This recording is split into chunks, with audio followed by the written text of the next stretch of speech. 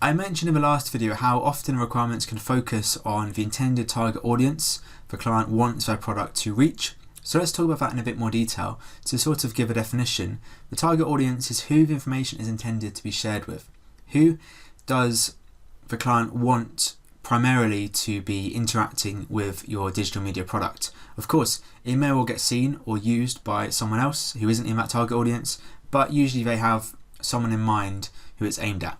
Now, different audiences are going to engage best with different presentations, which perhaps sounds really obvious, and this example is really obvious as well. Something like this, right, you may well recognise this, especially if you've got younger siblings. Mr. Tumble on Kids TV. I didn't need to tell you that was Kids TV, you could have just assumed, unless it was some very dark horror story with a clown. Whereas this show, which is Broadchurch, which was on ITV, clearly is aimed at a more adult audience.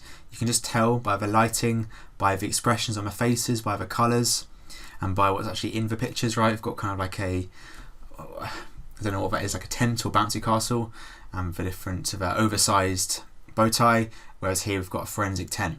Clearly, there is a target audience the writers of these shows are aiming at, and it's very, very different. So to make this a little bit more specific, moving on from Mr. Tumble, a word which is really useful to use, you don't have to use it, but you would have heard of it, I'm sure, demographics. So a demographic is a characteristic of your target audience. So trying to nail down exactly who you mean, who you are aiming for. So these are examples like gender, age and ethnicity. So for gender, of course, male versus female, you've also got to consider people who are transgender and may consider themselves to be non-binary as well.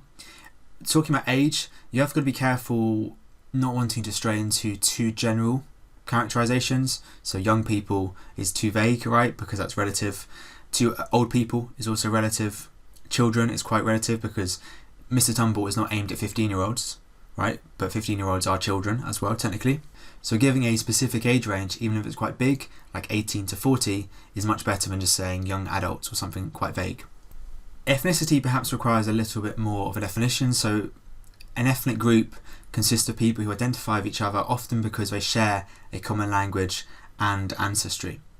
And I've underlined language because clearly that's quite important, right? If you are making, say, a car advert aimed at the UK market where people speak English, having the actors speak English makes sense. But if it's also going to go to Germany and to Spain and to Italy, having them speak English is going to alienate quite a lot of people. And thinking about car adverts also allows us to think a little bit about gender and age, right?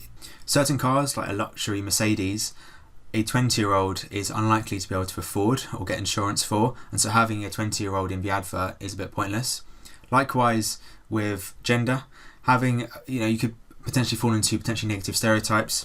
If you are making a series of adverts and always the man is driving, that's obviously quite sexist.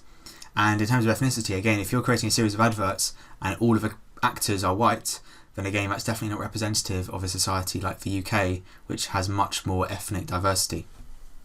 And of course, if you are either accidentally or deliberately only appealing to a narrow demographic, then the actual target audience won't all be engaged.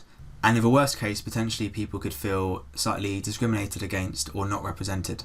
Certainly you have got to be careful when you are designing based on a certain demographic, because you don't want to slip into those stereotypes, of course. But there are clearly differences, and you may well do research which finds that a certain style appeals more to men or appeals more to women, and of course you can use that in your design because you want to be as effective as possible. You just don't want to be too, as I say, stereotypical or doing anything which may risk offence.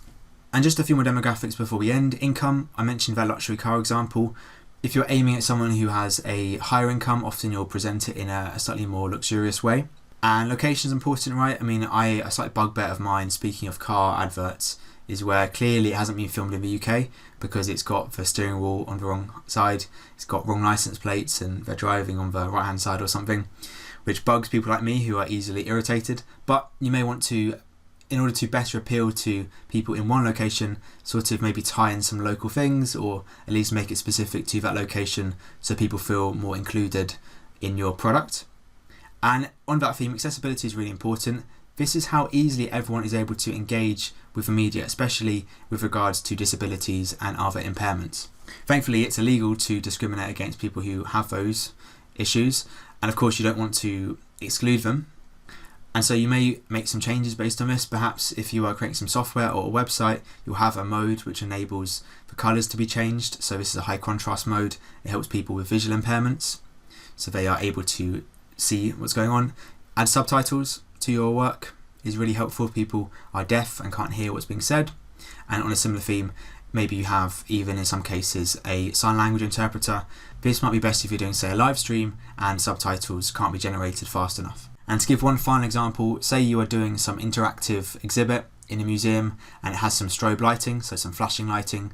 That may be an issue for people with disorders like epilepsy, and so at the very least you need to put a warning beforehand, or maybe even you'd be able to get rid of those flashing lights or allow them to be turned off if someone with epilepsy wants to engage with the exhibit.